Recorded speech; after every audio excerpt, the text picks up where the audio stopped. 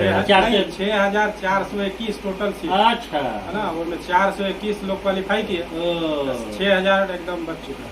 बाकी है बा माने ऐसा एबिलिटी अभी रही थे लोग ये नु। अब हम इसमें क्या कहें आपको, हाँ है ना, जो सामने रिजल्ट स्कूल में टेक निकाल रहा है, बक्सर में आ गए, बगल में अपना माने 14 कार्यरत वहीं पर है। पूजी वाली। तो फिर का सोच है कि बीपीएससी में भी चलो जाओ, ट्राई ले जाओ, तैयारी कर जाओ। तो हेडमास्टर के लिए वैकेंसी निकला, तो हम भी बहुत में प्रयास किए, हमारा भी बन रहा था, हम भी कोशिश किए। जिला में को जना मास्टर से पास में बोला हेडमास्टर 4 गो हैं। कोल लागतनी भोजपुरिया समाचार में राहुल स्वागत बटुए। आज भोजपुरिया एगो नया पर्सनालिटी से मिलावे जा रहा बा। ऐसा व्यक्ति जौन पढ़े पढ़ावे के काम शुरू से ही कैलस, पढ़ावे के अपना अंदर पैशन ले अइलस, परिवार के गरीबी के देखत धीरे धीरे आगे बढ़ल लड़का आज बीपीएससी क्वालिफाई कर लेला। बक्सर जिला के डुमराव अनुमंडल के काजीपुर एगो गांव बा, जहाँ पे छोट बस्ती से निकल के बड़ मुकाम हासिल करे के काम एगो लड़का कैले बटुए। भोजपुरिया समाचार आज उ पर्सनालिटी से मिलवाई, साथे साथे रउरा सभे खबर के अंत तक देखब। जे तैयारी करे वाला छात्र बा उहो लोग के कुछ अनुभव मिली कि आखिरकार हमनी के बीपीएससी के तैयारी कैसे करी जाए, का सवाल रहेला, क्वेश्चन रहेला, कौना स्तर से हमनी के पढ़ाई करे के चाही, का ट्यूशन ही जरूरी बटुए या खुद के स्टडी से भी आदमी पास हो सकेला। सब कुछ बताई भोजपुरिया समाचार, सब कुछ दिखाई भोजपुरिया समाचार। लेकिन बीपीएससी क्वालिफाई कैल ओह व्यक्ति से मिले से पहले बात होखे अगर तो काजीपुर पंचायत के जुझारू लड़ाकू मुखिया से पहले बातचीत कैल जाओ। कहे से कि अलख जगावे के काम एहिजे से शुरू भइल, आ ई अलख अब आगे बढ़त जा रहल बा, कारमा बढ़त जा रहल बटुए। पहले मुखिया जी से बात कर जाओ। मुखिया जी, भोजपुरिया समाचार में स्वागत बटुए। जी धन्यवाद, आपका भी स्वागत है यहाँ तक आने के लिए। भोजपुरी बोलल जाओ, माटी हमें की खाती हो, इससे भोजपुरी में बात होके चाहिए। राहुल जी धन्यवाद यहाँ तक आवे खातिर। मुखिया जी एगो बात बताइए, रउरा सुननी कि हमारा गांव के लड़का एगो बीपीएससी पास हो, राउर तो मन गड़गड़ा गया। बिल्कुल बिल्कुल, पूरा पंचायत और पूरा गांव खुशी से झूम रहा है। और भोजपुरी बोली मुखिया जी। पूरा गांव और पूरा समाज, जो पूरा पंचायत है, खुशी से झूम रहा है, प्रफुल्लित है। हम भोजपुरी बुला के काहे गई ना बुलाई नहीं थी। पूरा समाज हमने के खुश बाटे और अतना खुशी बा कि ओकर वर्णन नहीं कइल जा सकता। जितना रौरा लड़नी उतने उ लड़का लड़ल बा। बिल्कुल, बात सही बाकी ना बात सही बटे। रौरो गरीबी से उठ के गांव के मुखिया बन गई, वो लड़का गरीबी से उठ के बीपीएससी क्वालिफाई कर दिया। जी जी, संघर्ष जौन बाटे उ जाया ना जाला, मेहनत जाया ना जाला। रोज भाई आज जौन भी मुकाम पर बढ़न, वो अपना मेहनत के बदौलत बढ़न, अपना ईमानदारी के बदौलत बढ़न और अपने आचरण के बदौलत। एगो चीज भोजपुरिया समाचार से नहीं हो रहा करो। भोजपुरिया समाचार बता दो कि मुखिया जी पहला ऐसा मुखिया जी बानी जो लगातार यहाँ के कार्यालय चलता, कोनो तारीफ नहीं के करत। भोजपुरिया समाचार अगर गलती करे है मुखिया जी तो इनको के रेली, एमे कोनो शक नहीं थे। लेकिन भोजपुरिया समाचार अपना आंखें से देखल सकुए कि ई मुखिया जी के आपन ऑफिस चलता, गरीब गुरबा, केहू के वृद्धा पेंशन नहीं खे बनल, केहू के आवास के दिक्कत बटुए, केहू के कोनो समस्या बा, समस्या लेके लगातार आवत ऑफिस चलावत है। तब भोजपुरिया समाचार रउरा से वो निहोरा करी, इस गांव में वो ऐसा ऑफिस बनाई जहां बीपीएससी क्वालिफाई जौन कैले बने लड़का कुछ देर में समय हो बच्चन के गांव के विकास खातिर में। जी, ये दिशा में हमारे प्रयास जारी बटे और उम्मीद करतनी कि बहुत जल्द ही ऐसा ऑफिस के व्यवस्था कर। ये से देखिए, वो उत्तर प्रदेश में गहुमर गांव नाम सुनले हो, वो या हर घर में लड़का एगो मॉनिटरिंग बाने। हम चाहतनी कि कम से कम शुरुआत काजीपुर गांव से हो कि हर घर में वो बीपीएससी पास लड़का मिले। जी, प्रयास जारी बटे, भरपूर प्रयास हुई कि ऐसा व्यवस्था कल जाए कि सब लोग एक जगह होके तैयारी करें। कैसे हो ये तैयारी करे के तो अभी तक मतलब कोनो हमार ना रहल ना रहल हटे, लेकिन जब ये बात रखले बनी बढ़िया बात बा, खराब बात बा। बिल्कुल बढ़िया बात बाटे और ये दिशा में लगातार हमारे प्रयास हो। ये पूरे और सार्थक बक्सर प्रयास। जिला में मुखिया जी बहुत पंचायत बा, आ लहेड़ा लेखा लइका मारल फिरता है, ना ओर बा ना छोर बा, उनका बुझाते नहीं है कि नौकरी कैसे पावल। सच्चाई बात बताओ तनी, धरातल के बात बताओ तनी। लेकिन रौरा गांव के बहुत बड़प्पन बटुए कि एगो लइका बीपीएससी पास कैल तो कम से कम यह गांव के रौरा ऐसा एनर्जेटिक आदमी रही तो न तो मुखिया जी तो बहुत बने, उनकर एके धंधा बाकी लूट के छूट मचल बाटे, भगवाने करिए भाला, आ गली में नली बनल नहीं, गली हो गई नाला, नाला हो गई। लेकिन हम चाहतनी कि रौरा अंदर एनर्जी बा, ताकत बा, शिक्षा के क्षेत्र में वो क्रांति ले आवे के काम रौरा कर सकतनी। आ रौरा सामने वैसन हीरा मिल गई बा कि वो हीरावा के देख के हीरा रंग बदल दी। बिल्कुल का हो आगे से का विचार हुई? आगे से विचार तो बताते बनी हम अपन कि आगे से हम इस क्षेत्र में काम करे के प्रयास करते जारी हुई, प्रयास का फाइनली हुई फाइनली ये दिशा में। हम चाहब कि जितना भी मैं इंटर पास लेकर बढ़े कम से कम 1 घंटा समय, वही में से यहाँ के बीपीएससी जो पास के लिए जब समय मिलल तो दे दिहल, एक बाद वही में एगो मॉनिटर चुना गई, तू पढ़ावा तक कमजोर के यही तरह पढ़े पढ़ावे के कारवा जब बढ़ी रहूँ तो यही जिला के आगे और 30 जिला नाकी बक्सर के माटी है। बिल्कुल बाकी ना मुखिया जी अब का कहो भी बताई लड़का सब खुशी के मारे एकदम पूरा राउर गांव हिल रहा बटू, का कहो? अब कहो कि आगे भी जे क्षेत्र में आगे बढ़ल चाहता है, हमरा से जौन भी सहयोग हुई, जौना तरह के सहयोग हुई, हम जहाँ तक सक्षम हो करे के तैयार हैं। बहुत बहुत धन्यवाद मुखिया जी, बात कर हो लड़का से ना जी बिल्कुल। मुखिया जी से मिल रही, मुखिया जी के हम अब ठेल दिले बनी जा, यहाँ के गाड़ी अब आगे चली है, ना चली तो फिर आई जाए, पूछब जाए कि मुखिया जी का भइलू काम। हाँ ठीक बात, तनी से समस्या आवेला, हर बढ़िया काम के करब तो समस्या आई, लेकिन जब घर ही में हीरा बा झूठो के ढूंढला से क्या फायदा? घर ही से सीख लेवे के बा। एहिजा से अगर मुखिया जी चाह दिले तो यूनिक गांव होई काजीपुर, आ जब काजीपुर हो जाई तो सेमरी, ई कारवा बढ़त देरी ना लगी, जब सेमरी हो जाई जिला के 11 प्रखंड सीख ली तो आई बातचीत कर जाओ। घड़ी आ गई बटुए, खबर के अंत तक देखब तबे, ई ना कि स्किप क के भागब तबे मन, पूरा देखब तबे पता चली कि तैयारी कैसे होई, कैसे क्वालिफाई करब, गरीब व्यक्ति के लड़का भी कैसे आगे बढ़ सकेला, सब कुछ बातचीत हुई। भोजपुरिया समाचार में स्वागत बा। धन्यवाद। मास्टर साहब रौरा के देख के ऐसा लगता कि एगो गरीब के लड़का बड़ा संघर्ष होकर आगे बढ़ल बा। बात सही है। हम कहब कि भोजपुरी अपन माटी हो, भोजपुरी में बतियाल जाए, भले रौरा कतनो बड़ अफसर बन जाए, बाकी अपन माटी के ना भुलाए के। ना ना बिल्कुल माटी कैसे कोई भूला गलती ना ना सही बात बराबर। देखिए महाराष्ट्र में जाते हैं तो मराठी बोलता वो अपन भाषा है, केरल में जाए तो कन्नड़ बोलता रहते, तो हमने के बिहार में बने वो बक्सर जिला जहाँ से उत्पत्ति ही भइल बा भोजपुरी के, तो तुम कोई जो है चाहे हाँ ठीक है, भोजपुरी में चली। चूँकि पढ़ाई लिखाई थोड़ा सा हिंदी में भइल बा, हाँ है ना, तो असर आ जाला, आ जा, है ना, लेकिन असर फिर भी थोड़ा सा हाँ, किसी चीज़ के नजरअंदाज करेंगे, है ना। और बताइए। हम पहिलका शुरुआत चाहब कि रौरा तो बीपीएससी क्वालिफाई कर ले, जी धन्यवाद। कॉमन रैंक आई रैंक 41 है, यानी 41।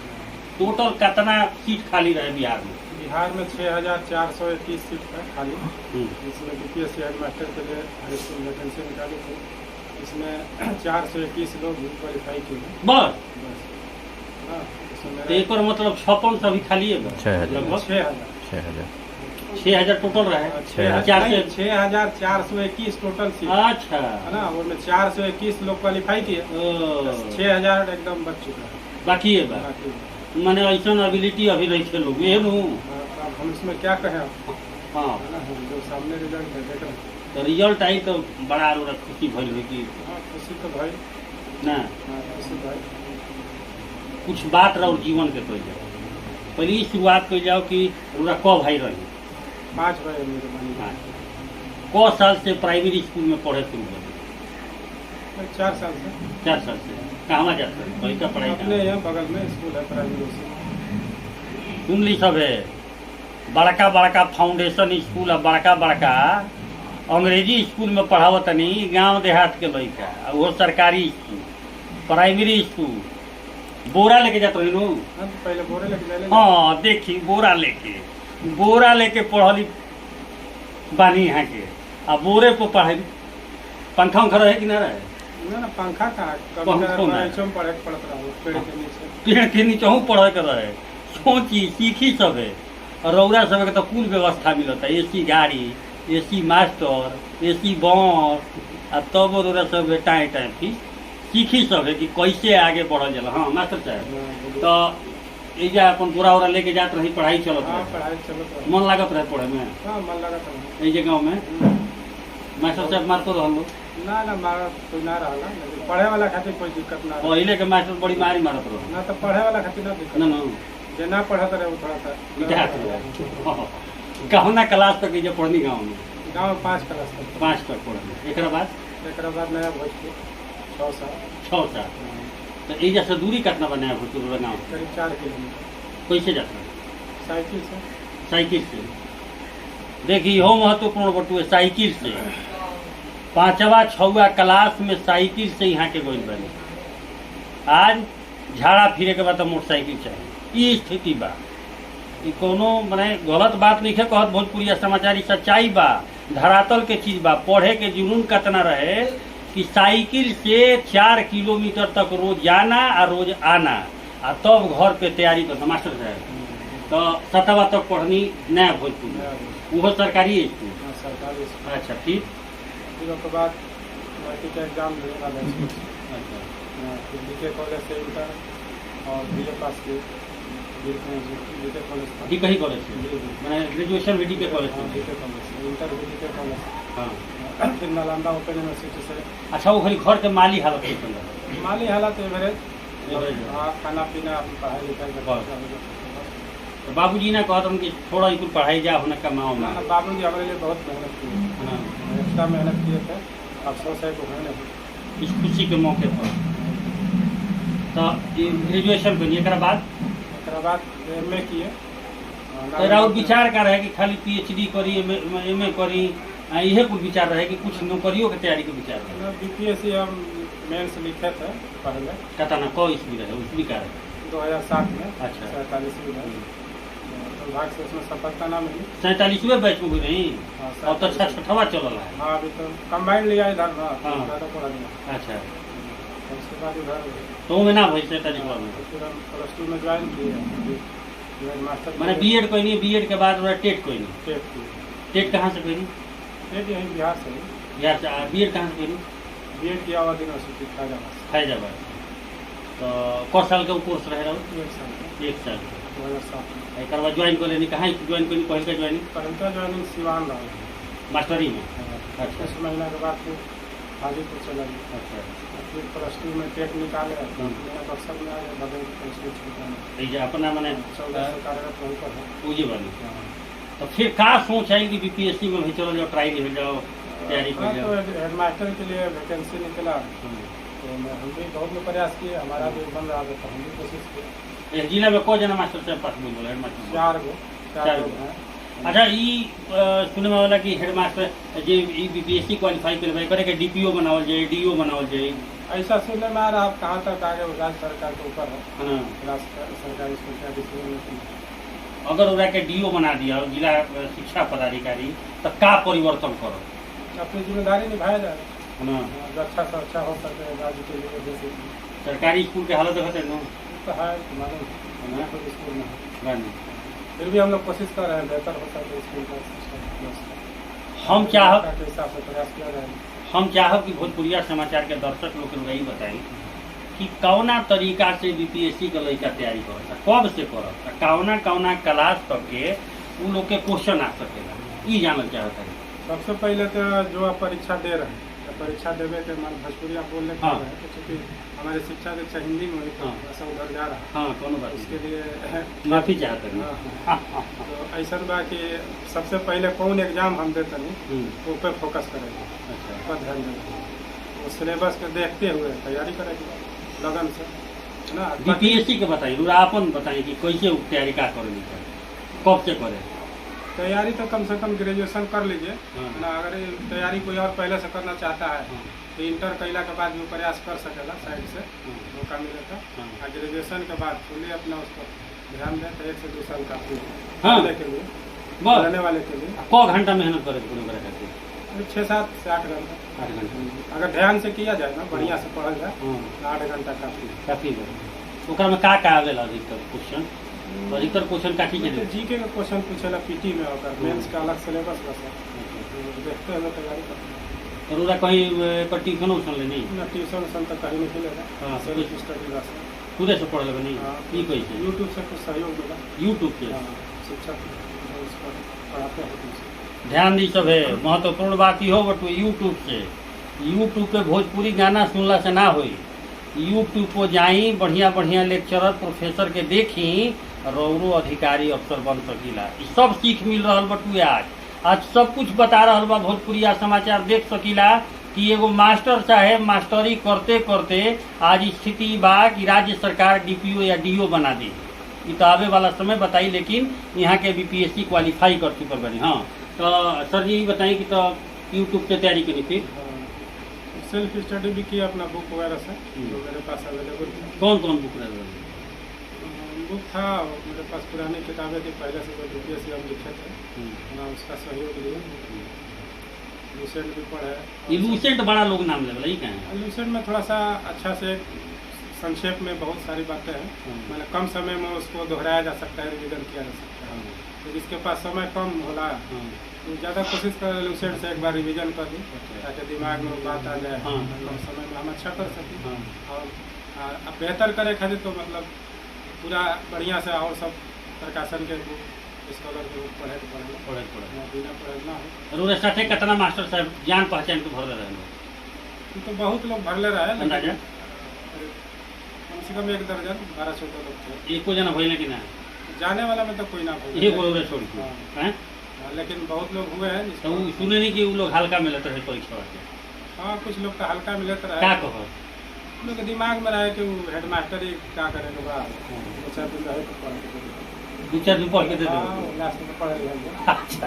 हाँ हाँ। कोई भी परीक्षा में हल्का से ना लिया जाएगा, ना। ना लेने चाहिए। हम्म, फिर हम कोशिश करें कि परीक्षा हो, सही बात है। है ना। हल्का में लेने से धोखा हो जाला, जैसे हाँ। बहुत लोग के भइल है। कोई जना के धोखा हो गया। हाँ, तो कोशिश करे के बाद जो परीक्षा देवे के बाद अच्छा से होकर पढ़ी, जितना समय बा ना ओकर उपयोग कर लिया तो सफलता निश्चित। पता निश्चित हो। तो एकरा में रोरा एगो बात बतैनी हाँ, रोरा से हमारा बातचीत यहाँ के होत रहे, यहाँ के बतैनी हाँ कि ई ना कि लूसेंटे पढ़ ले तो पार कर ले। गाड़ी पार करे खातिर कॉन्सेप्ट क्लियर करे के पड़ी। कॉन्सेप्ट के मतलब का भइल कि जैसे मान ली कोनो चैप्टर बा, वो चैप्टर के एक गो बारीकी सीखे के पड़ी ना जी। हाँ हाँ, ओके में एकदम अंदर मतलब गहराई से होके पढ़े के पड़ी, हाँ है ना, कि अच्छा से टॉपिक के समझ लिया, हाँ। ताकि क्वेश्चन केहू तरह क्वेश्चन करे घुमा के आओ, फिरा के आओ। घुमा के तो हम ओके पकड़ ली कि सही आंसर का है। क्या बताइए, ये तरीका बा। यह तरीका। अच्छा ये बताइए कि बीपीएससी में कौना क्लास से लेकर के कौना क्लास तक क्वेश्चन आवेला? बीपीएससी के तो खैर मतलब ओकर जौन ई बना एरिया बहुत लंबा चौड़ा बा। जीके के कोई सीमा नहीं है ना। जीके नहीं के मैंने आज भी कोई घटनाक्रम घटल तो वो भी जीके में आ गई, हाँ। है ना। हजारों साल पहले बात वो भी इतिहास में वो जीके में आ गई। तो जीके का तो कोनो सीमा नहीं है, नहीं। है ना। ज़्यादा समय दे करके ध्यान से ओकरा गहराई से स्टडी करे के बाद, पढ़े के बाद तब जाकर किताब कौन पढ़स लइका? एनसीईआरटी पढ़स आ कि भारती भवन की तमाम प्रकार के कुलावत है? अच्छा मार्केट में जो किताब बाटे पढ़े के कौन बाद- बा ओरा समझ से? कई वो किताब बा ओकरा में। एगो तो हम बतेने आलू से रत्ना सागर भी हम जब समय कुछ पढ़ले रही, है ना। एल.पी. शर्मा के भी किताब इतिहास के पढ़ रहा है, और सब कुछ प्रकाशन के पढ़ला सब भी, है ना। अच्छा एगो चीज बताई कि रोरा कहनी अभी का कि 8वां क्लास से ही तैयारी करे के चाहिए। एनसीईआरटी के बुक, अच्छा एनसीईआरटी के बुक चूँकि वो बेसिक बुक रहता है हाँ। और डाटा उसमें सब सही रहता है, बहुत बेहतरीन तरीके से भी समझाया जाता है। 8वां हाँ, क्योंकि बढ़िया से अगर 8वां 9वां 10वां 11 12 बच्चा पढ़ ले हाँ। तो टॉपिक समझ में आ जाए। आगे के जो ऊपर लेवल के अच्छा लेवल की बुक आई किताब आई तो पढ़ला से आसानी से वो समझ समझ में आ गया। मने 8वां 9वां 10वां 11वां 12वां के चीज रहेला वो आगे विस्तार कर दिया। विस्तार कर दिया, ये लो। वही चीज़ है। बढ़ा करके और गहराई में उनको पेश कर दिया। मतलब ई बा के 8वां 9वां 10वां 11वां 12वां जे निमन से पढ़ गया हाँ। जे निमन से रट लिया ओकर नौकरी पक्का बा। हाँ पक्का नहीं है, लेकिन बहुत मदद मिल जाए मदद मिल है ना तैयारी में। आगे का विचार बा? आगे विचार बा कि जो सरकार अपना मौका देगी उसमें उसका सेवा किया जाएगा, राज्य की सेवा किया जाएगा। भाई रहो 5 गो बन, भाई लोग के का करो, का ई लोग के सीख भाई लोग तो सीख देंगे कि जिसको मौका है बेहतर से पढ़े, अपना पढ़ के कामयाबी पाएगा सकता है। पढ़े पढ़ावे कोनो समय ना हो। समय कुछ नहीं, जब मौका मिला आप पढ़ सकते हैं, है ना, पढ़ के कामयाबी हासिल कर सकते हैं। कुछ लोग कहते हैं कि हमारे पास समय नहीं है, टाइम नहीं इस काम में, तो ऐसा कुछ करना हमेशा कोई ना कोई किसी का काम रहता है। ऐसा नहीं है कि कोई फ्री बैठा है, इसी में समय निकाल के आपको पढ़ना है ना, जो भी समय है तो आपको कामयाबी मिल जाएगी। दर्शक लोग के का कहब जो लड़का देखी हैं जो तैयारी करता उ लोग के का संदेश ये दिया है कि लक्ष्य बा अपन, है ना, कहीं रही कोनो काम में रही, गार्जियन के तरफ से कोई काम मिलल बा ना, या घर के माली हालत अच्छा नहीं तो मैं सहयोग करते हैं, तो सब करते हुए पढ़ाई पर ध्यान देवे के बाद एक दिन निश्चित सफलता मिली। बहुत को नाम का तो नाम नाम हमारा मोहम्मद फिरोज खान, बाबूजी के नाम मोहम्मद समूह, घर गाजीपुर। भोजपुरिया समाचार से बात करे खातिर बहुत बहुत धन्यवाद। धन्यवाद। मिल लेनी एगो शेरो शायरी बा कि जीत के लिए जुनून चाहिए, रगों में हो ऐसा खून चाहिए, ये आसमां भी आएगा जमीन पर, बस दिल में जीत की गूंज चाहिए। भोजपुरिया समाचार से चंद्रशेखर सिंह की रिपोर्ट।